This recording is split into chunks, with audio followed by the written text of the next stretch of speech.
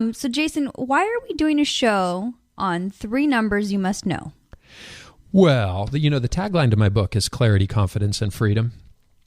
And the way that you come to the confidence in being able to retire is by, you've got to know the numbers. You can't just go at this willy-nilly. You, as much as some people hate the math, they hate the numbers, you've got to know the numbers. So we're going to dig into that this morning. And I tend to geek out on this a little bit, but we're going to try to make it fun and give our listeners a different way of thinking about some of these numbers, Emilia. But before we do, I heard somebody say once that it's better to be the guy with a better question than to have all the answers. In fact, that's what my mentor used to tell me. He used to say, Jason, try to be the guy that has a better question, not all of the answers.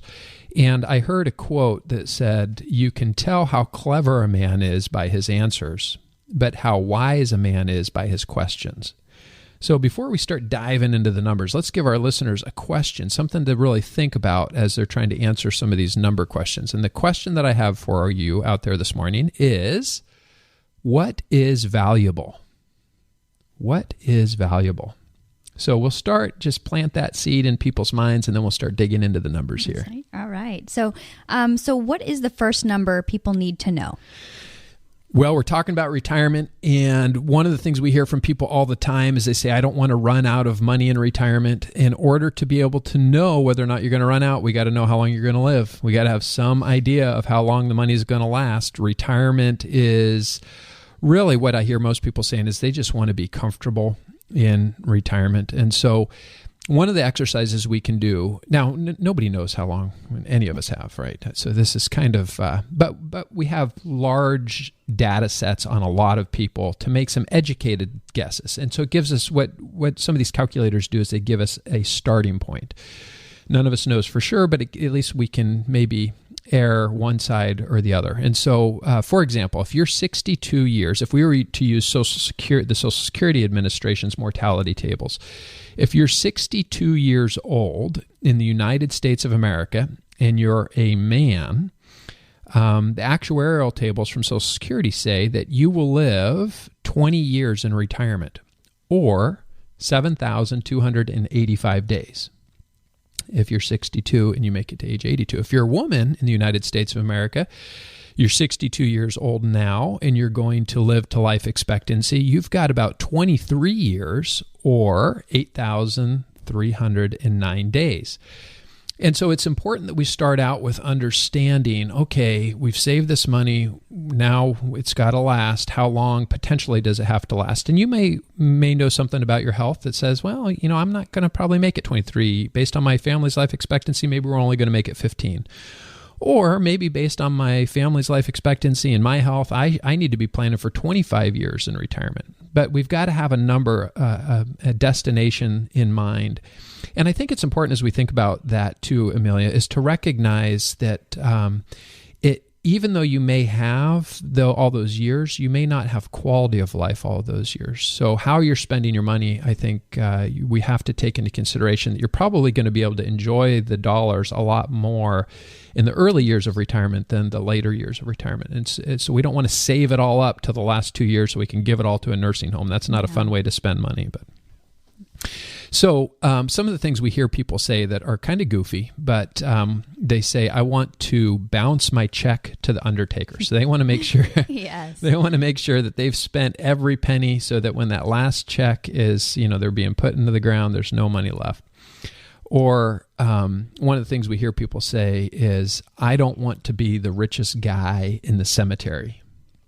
Again, just this idea of spending your money. Retirement's about spending. Sometimes I've seen these bumper stickers on the backs of RVs. I like this one. I'm spending my kid's inheritance. That's great. This one guy, his life was all about money. I mean, he had spent years and years working, building businesses, accumulating wealth.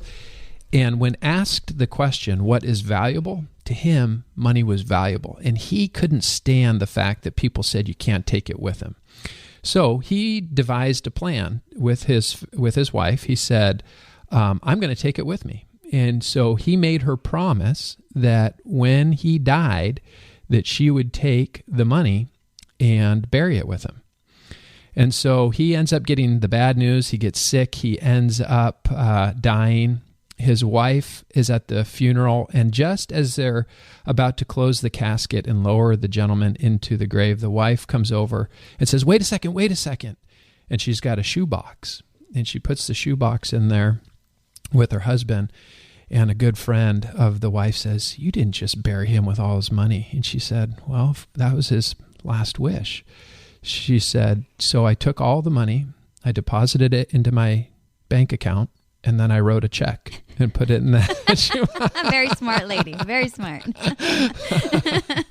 So she fulfilled his last wishes. Yes. But it just, understanding what's valuable. That is.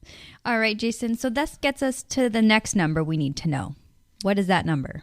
Okay. The next number you need to know is your net worth. And I'm conflicted on this because people hear me saying all the time, it's not your net worth that matters, it's your cash flow. And I'm going to prove that to you in just a minute.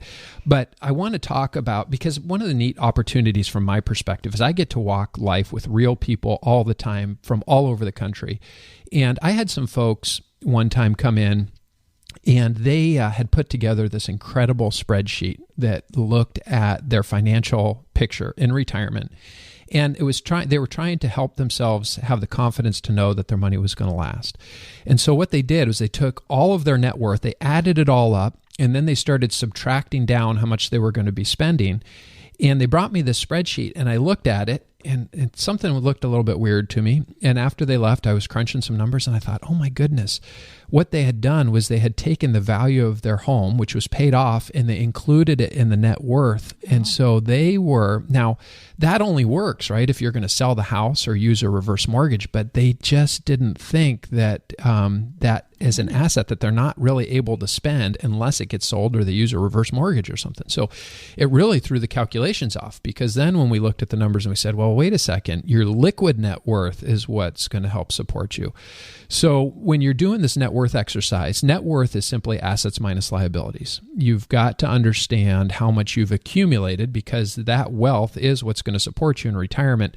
But it's important to understand that you can have all the net worth in the world and still not have retirement. I'll give you another example of this, Emilia. There's a gentleman, or a couple, I should say, that we met with, and most of their wealth was tied up in raw land, millions of dollars of raw land that was not producing any income for them.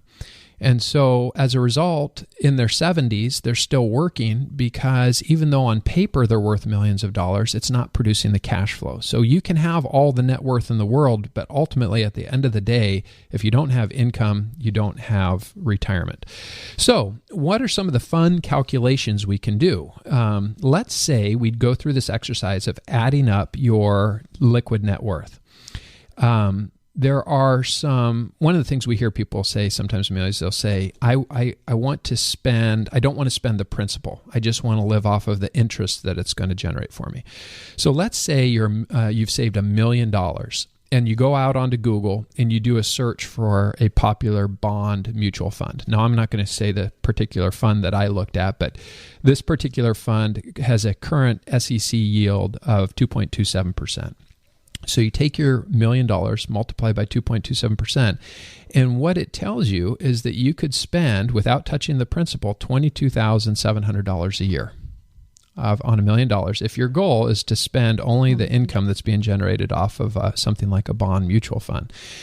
Now, that's going to be pretty tough, $22,000 a year. If you've been used to living off $110,000, $120,000, $250,000 a year, and now all of a sudden you're dropping down to $22,000 a year. It's not going to cut it. It's going to be a little bit skinny, yeah. So now, of course, that's not taking into consideration Social Security or pensions, but for those folks that say, I just want to live off of the income, it could get a little bit tricky. The next fun exercise is, let's say that you've saved $1 million. And from our example above, remember the first thing we did was had some idea how long we were going to live. So if you're 62, we know that you're going to live about 7,285 days in retirement.